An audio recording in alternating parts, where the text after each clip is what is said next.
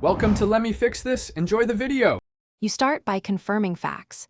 Read the ban notice and capture evidence.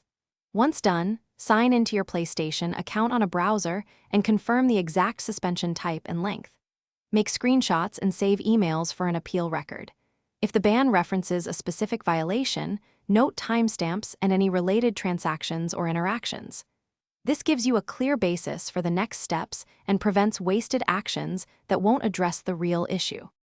Now prepare your appeal calmly and precisely.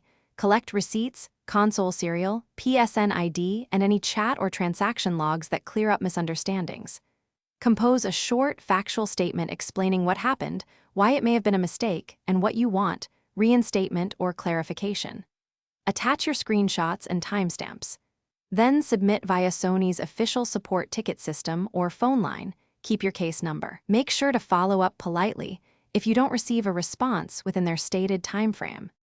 If the appeal is pending or denied but you still need to troubleshoot locally, update system software, and in safe mode, rebuild the database to rule out software faults.